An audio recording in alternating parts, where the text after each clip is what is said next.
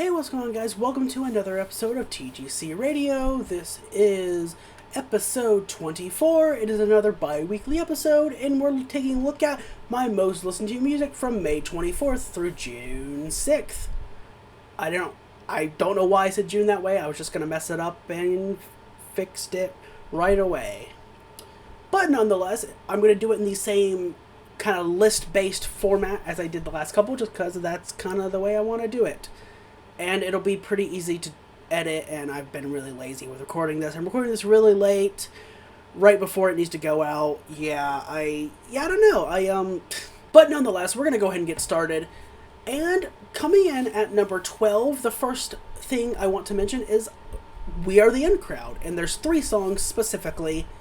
That is once again mentioning one of their 2 earliest tracks, which are not available on streaming, but you can find them on YouTube.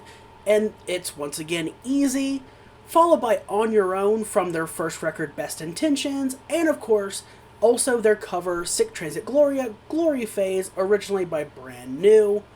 And there's not much else to talk about. I just really like Sick Transit Gloria as a cover, and it was through the cover that I ended up liking the original more. Easy is genuinely, I think, of the 2 earliest songs that you can't listen to easily, I think Easy's better than This Isn't Rocket Surgery, personally. I don't know. I think it has a better flow. Both Jordan and Tay sound better vocally, and yeah. I think that is the better track of those 2. And then On Your Own, I think, is a solid deep cut from Best Intentions. But nonetheless, those are the only 3 that I needed to mention. And coming in at number 11, it's going to be really quick because, once again, it is just one song for Spanish Love Songs, and that is their Alkaline Trio cover, We've Had Enough. I actually just listened to it before recording this, even. That doesn't count for the TGC Radio episode, but figured I'd mention it. And yeah, just really good cover, makes me interested in jumping into Alkaline Trio stuff eventually, but I have not done that yet. And yeah, I love Spanish Love Songs, I like the cover a lot, and it's still here, but there's not much else to talk about, to be honest. Then we move into, once again, just one song from one band, and that's number 10, if I didn't say that, and that's All Time Low's No Idea from their 2011 record, Dirty Work, and I don't know, I really like the song still. Like I said, once all that stuff came out about All Time Low, I have made it my mission to stop listening to them, like really, stop listening to them, but god damn it, there are some songs that, like, I do still really like and vibe with, and I mean, I guess that's gonna happen when, like, they were literally my favorite band, so, like, yeah, that's probably gonna happen, and there probably will be the occasion where, like, at least one song will, like, always be stuck in my head, or, like, I want to listen to one song, or something like that, but I don't know, like, for whatever reason, No Idea, I just really fucking still love, and I can't quite place it. Because, like, of all songs, right, like, of all songs by this band for me to still really like, despite everything, for it to be No Idea from Dirty Work is crazy. But yeah, I still like the song. It's been in constant rotation since that one day at work where it just got stuck in my head and I had to listen to it. And yeah, say what you want about the band. Most things you can say about them are completely valid, but this one song, I still really like a lot. Can't tell you why, I just like this one song a lot. So there you go. But then we have number 9, and again, admittedly, there's still not too much to talk about. It is 3 songs for Rush, and I haven't really delved that much further into their discography, to be honest. It's still 3 of the same songs that I've been listening to quite often, and this time it is Free Will, Distant Early Warning, and Closer to the Heart specifically, worth mentioning. But again, Rush is one of my favorite bands, obviously. I love them a lot, and I do like all 3 of these songs, and I will eventually start jumping back into their other stuff, but yeah, there's just not much else to talk about there either. But then we have Saint, of course, Tay from Wailing Crowd's solo project, talked about her quite often, and it's her first and only solo record so far, Smile and Wave, and there's 4 of these 7 tracks. We have Eyes Are Open, If You Ever Feel Alone, With or Without Me, and Technicolor. And yeah, I I love all 4 of these. Each one I've been wanting to come back to more and more. And I just love this solo record. It's so very good. And yeah, that's all I can really say without saying a bunch of stuff that I've said plenty of times before. Then we have number 7, which is Pearl Jam. And for them, it's actually, quite honestly, I started listening to their new record, Dark Matter, and finished it. And yeah, it's solid. It's very solid as hell. I've heard some people say it's some of their best work in a very long time. Some people even saying it's like some of their best material since the 90s. I can't really speak too much on that because, like, I'm actually not the most familiar. I'm not the most familiar with Pearl Jam. Like, I know Dark Matter now, obviously, because it's their new record and I listen to it in full. And I know Tin very well. But really, outside of those, there's everything in between Tin and Dark Matter I don't really know, to be honest. I'm very much Pearl Jam casual, with the exception of Tin, obviously. And even then, I'm not that... Like, again, I know Tin really well, but... Compare my knowledge of Tin to a really big fan of the band, it still would come off as casual. But regardless, yeah, no, A Dark Matter, that's the reason why Pearl Jam is there. I listened to the record and I enjoyed it quite a bit. It was very solid. I do think there are some slower kind of like dull moments. Very few, very rare, but I do think they are there and noticeable. But things start picking up again. And I do enjoy the record quite a bit. Sadly, if I pull up my notes for it, I want to say I still think, even by the end of the record, I think I still said Scared of Fear was my favorite on the record. And yeah, it is. According to my past notes, Scared of Fear is still my favorite on the record, which is the opening track, the first one I heard, and it's so very good. But yeah, I enjoyed the whole record quite a bit. I'm not gonna say I love it, and I'm not gonna say I love the entire record, you know. Of the new records I've listened to so far this year, it wouldn't be my favorite. I like Dark Matter quite a bit. And that's really it. And then we have a tie at number 5. So first we will run through one Cassidy McKenzie. And for her, it's kind of the same as I always talk about.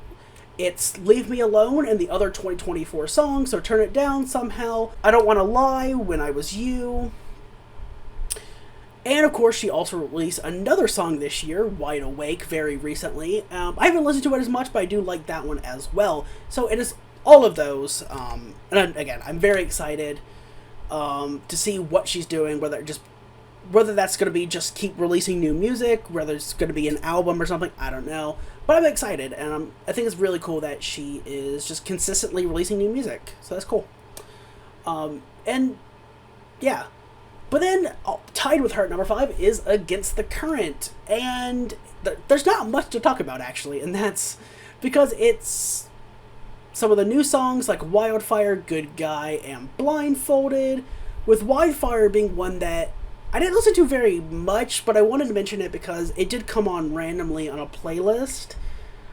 And I liked it even more. Like, I didn't think it was a bad song, but it was definitely, of like their most recent releases, it was my least favorite, and I liked it quite a bit more on a future listen, you know. So I wanted to mention it, and it's also One More Weekend from In Our Bones, worth mentioning as well.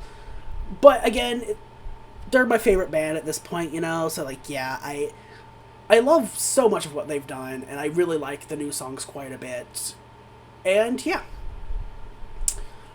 Again, not too much to say. I don't want to keep repeating myself in a bunch of these episodes, you know.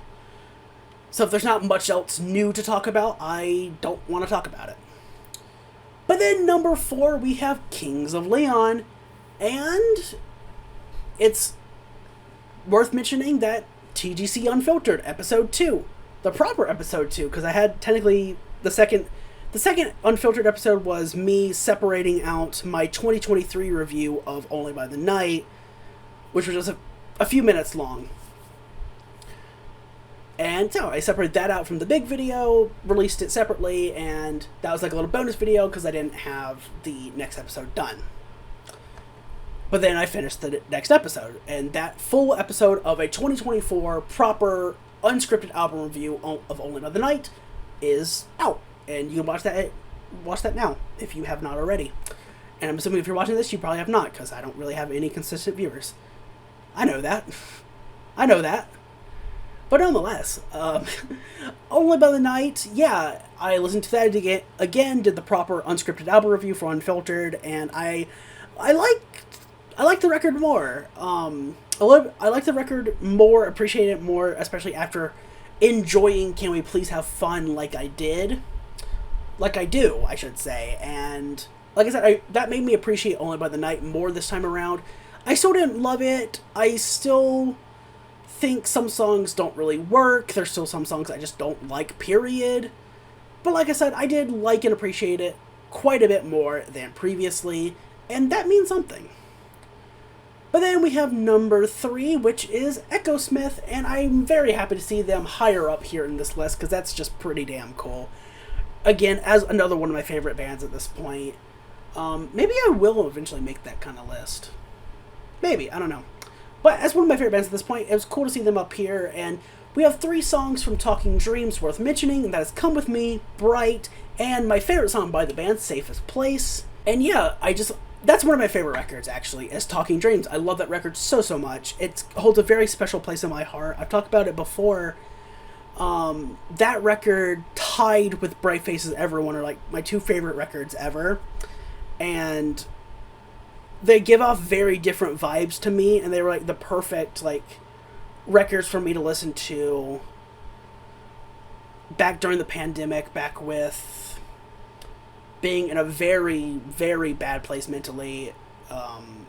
Again, those 2 records paired together were just perfect, you know? So both of those will have a very special place in my heart always. But also, I have to mention that they also took their most recent studio album, self-titled, Echosmith, and they did a special live album. They did a special live album this year, which was 9 of the 12 tracks, which the only 3 missing were the first 3 singles for the record. They did 4 singles on it. So sadly, we didn't get my favorite song on the live album, Hang Around. We didn't get Gelato, and we didn't get Hindsight. But the other 9 songs we got, and I loved it. It was very good. It made me appreciate the record even more than I already did. I was very impressed, and 2 of my favorite songs on here were some of my favorites anyway, with Brother, Sister, and Sour. But the closing track, Shelter, I appreciated way more than I did on the original release of the record, and I love this version of it, and it's probably a version I'll come back to quite often. But yeah, the entire version, every single rendition of all the songs on Self-Titled, I appreciated way more, and like I said, I was very impressed, genuinely. I love this. I was very happy, and it was a pleasant surprise to just be on my lunch break and just pull up Spotify randomly. It's like, oh hey, look at this, that's cool. So yeah, I love that. That felt very good, and I was, like I said, I was very, very pleasantly surprised.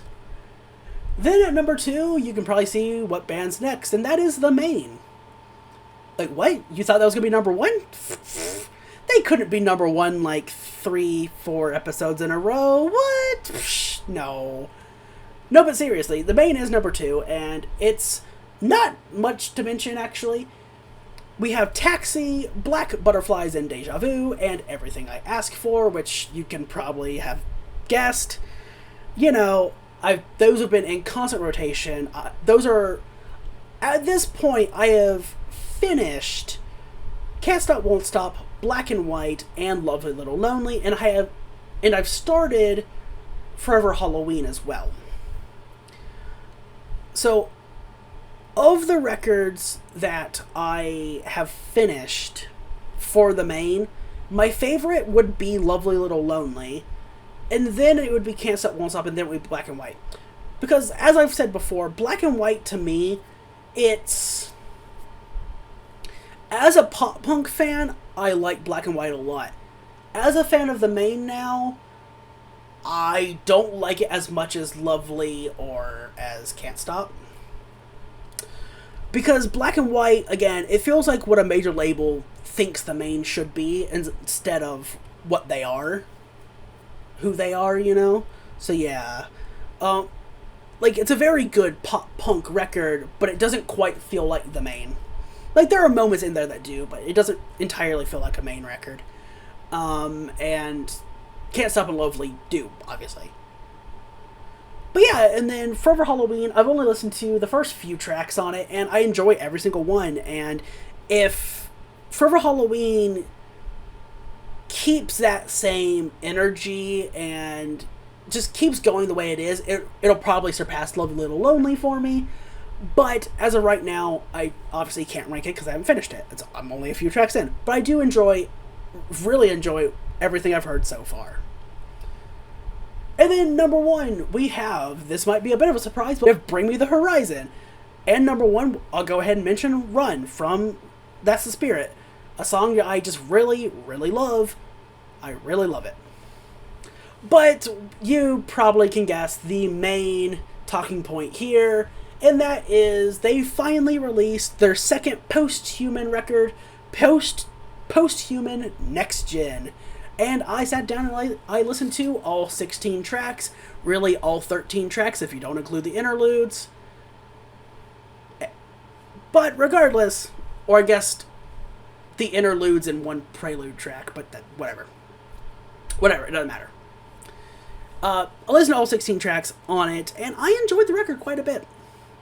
I did. I thought it was a very solid record. I liked everything I heard, basically, and, well, okay, I'm not gonna say I enjoyed everything I heard, but I enjoyed most of what I heard. And I thought there was a lot of very good material on it, genuinely. I was pretty impressed. Like, don't get me wrong, pulling up my notes for the record here. Like, there are some songs where, like, right away, I said Limousine feels very, Octane Core.